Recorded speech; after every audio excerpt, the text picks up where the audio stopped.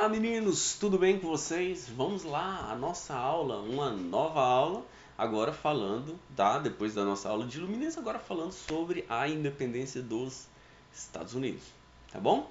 Vamos aqui comigo, vamos observar alguns pontos que eu separei lá no roteiro de aula de vocês, tá?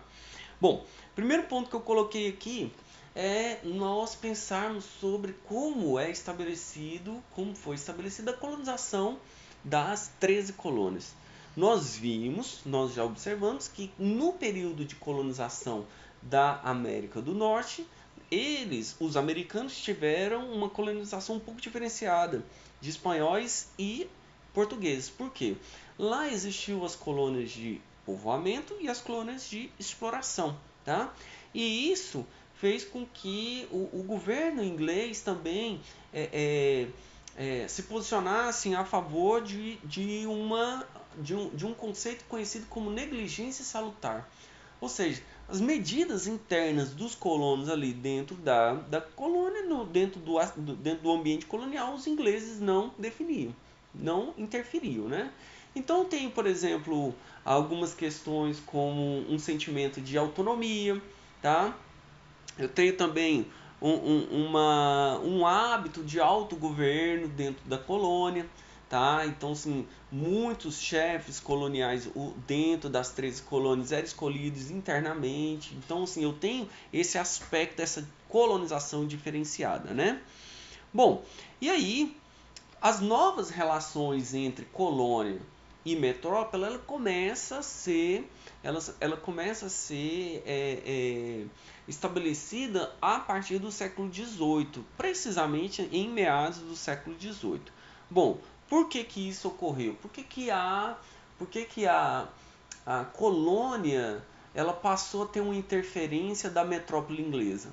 Olha só, dois aspectos interessantes. O primeiro, porque como os colonos se desenvolveram, os colonos ingleses aqui dentro da América do Norte se desenvolveram, passaram a ter concorrência com a metrópole inglesa.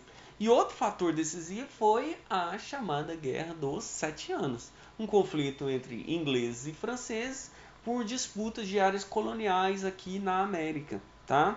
E o detalhe desse conflito é que os ingleses acabaram vencendo essa guerra, só que toda guerra tem gastos e os ingleses têm que recuperar suas finanças. E vão recuperar onde?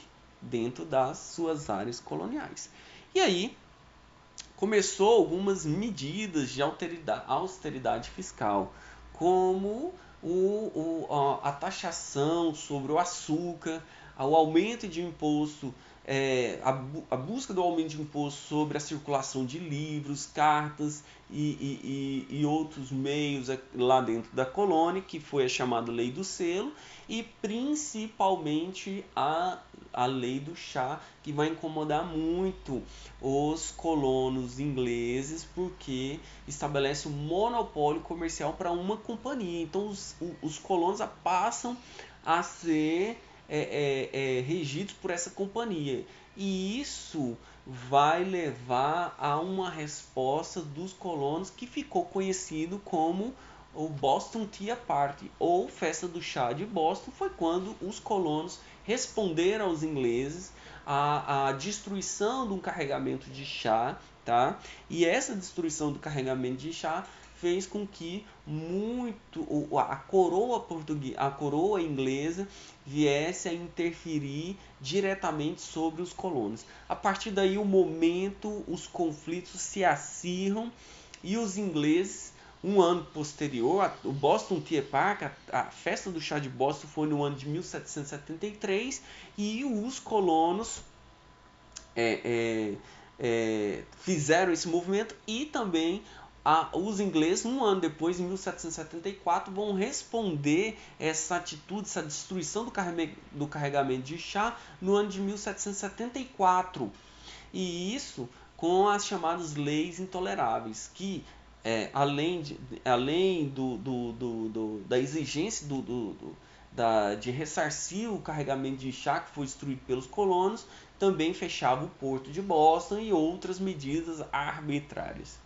Os colonos não aceitam e se reúnem na Filadélfia, no primeiro Congresso Continental da Filadélfia, no ano de 1774.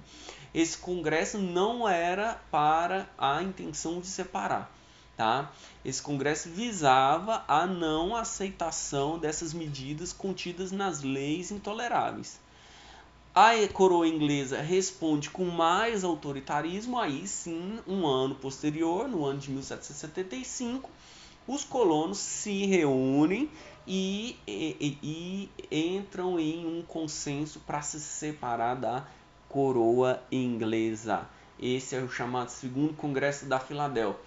Segundo Congresso da Filadélfia, um movimento em que vários líderes, tá? Entre eles destaco dois aqui, que é o George Washington, e o outro que eu destaco aqui é o Thomas Jefferson, que é o responsável por elaborar o documento de separação das 13 colônias. A partir desse momento, no dia 4 de julho de 1776, eu tenho o chamado Independence Day, que é o dia da independência norte-americana, quando eles se manifestam que estão separando da metrópole inglesa, tá? Ocorreu as guerras de independência entre a declaração da independência até o ano de 1783, tá? Os franceses apoiam os ex-colonos aqui dentro dessa guerra, muito por conta da questão de terem perdido a Guerra dos 7 Anos também, tá? E isso também é um ponto decisivo lá dentro da França, vocês vão ver comigo quando eu estiver falando de Revolução Francesa.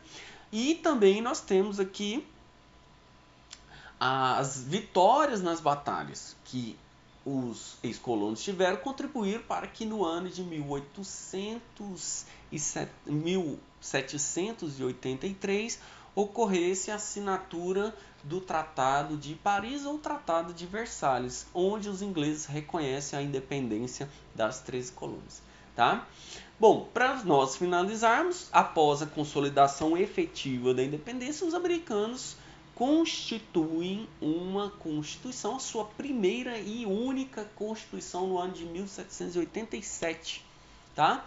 E aí estabelece a República Presidencialista Federalista nos moldes de hoje, tá? Constituição de 3 poderes, executivo, legislativo e judiciário, tá?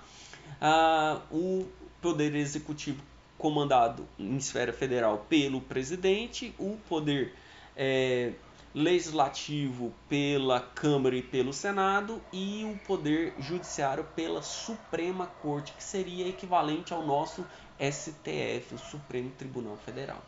Tá bom?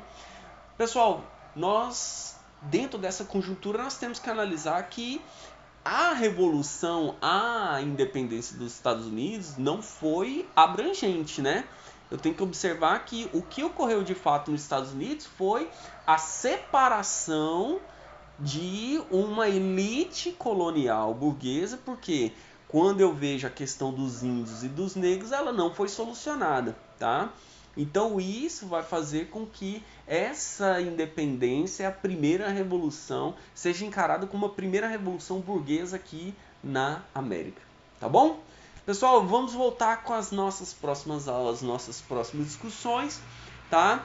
E eu espero vocês no meu próximo vídeo.